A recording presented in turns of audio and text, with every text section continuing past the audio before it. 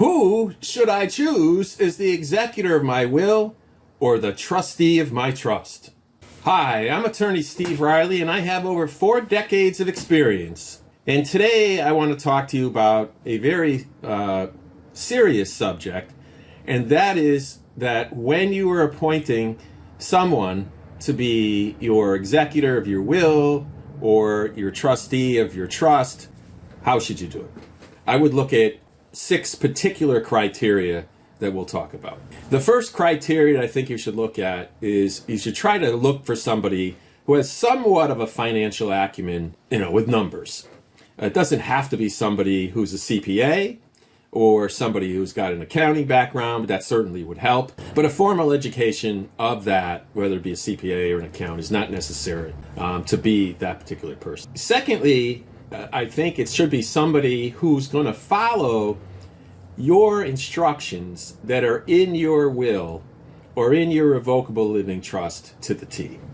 There's somebody who's going to be meticulous to follow those instructions and not try to do things what they think is right, but to do them as you felt they should be done and as you expressed in your last will and testament or revocable living trust. Thirdly, I think should be somebody who you trust to act in the best interest of the estate or trust, as well as the best interest of the beneficiaries, and not in his or her own interest. Because of the fact that an executor is entitled to a fee, a trustee could be entitled to a fee for their work, depending upon how you word the document. And then also, you should also think about who would be a substitute executor or substitute trustee in the event that that particular individual, whether in the beginning or whether during the estate, decides to resign or just says, I don't want to do this, or I want to leave it up to somebody else. So you not only have to think about somebody you trust, you have to think about people who might be secondary to them, who else you might trust in the event that the first individual or individuals either don't want to do it or they predecease you, which happens in many cases sometimes, or they just don't want to do it and they've already started to do it, but they just can't handle it after that.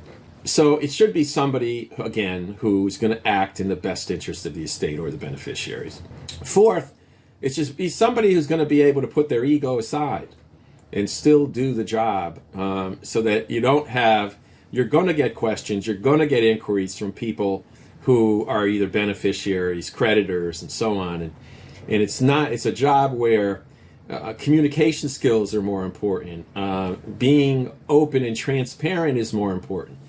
So you might want somebody who doesn't have the kind of ego, whether he's going to say it's my way or the highway, so to speak, and is arrogant, I guess. So you don't want to have that kind of person be in charge. Like I said, you also want the fifth one would be somebody who could communicate well and also be transparent with the beneficiaries, and which is very important, to respect the beneficiaries in their particular scenario.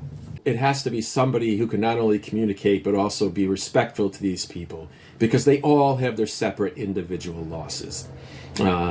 All of them could be very, very different from each other. So that leads me into the sixth one, which is it really should be somebody who has a good heart. So you want that person to be the person that is not only transparent and communicates well, but also to be somewhat compassionate to the people that they're dealing with, because again, they are beneficiaries. It's somebody who cared about you when you're drafting it. And also, again, it's really the criteria of why would you trust somebody. And usually you pick people who have a good heart, that are bent on doing the right thing. And so that's 6 of them. Now, sometimes people will contact me and say, look, I want to appoint co-executors. I want to appoint co-trustees. Or in some cases, it even is tri-trustees, tri-executors, 3 people, 4 people. But one of the things you have to realize is the more people you appoint, the more potential chance you have of people that might clash with each other. So these are people that you should know, you should have to have it in your mind that you believe that they won't. But even on the best of us, even on the best of people, they may very well clash if you appoint more than one. And there's a consequence to doing that if there's a fight.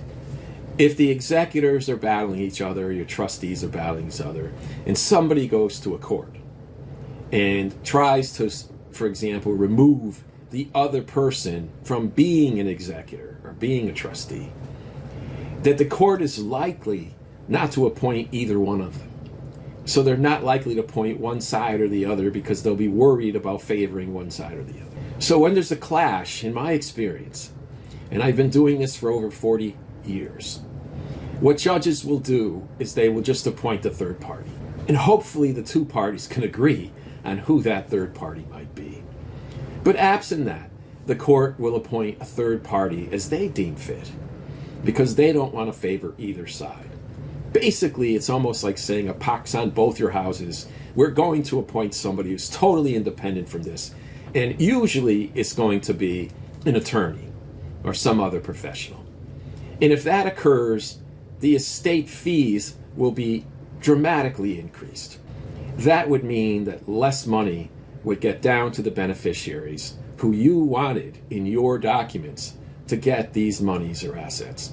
Well, I hope if you like this video, you consider giving it a thumbs up, or you also can consider subscribing, or click the bell where you will be notified of upcoming videos on topics like these. So it's my goal in these videos, again, to get out as much information as I can to you, because it's my sincere belief that an educated client is a better client.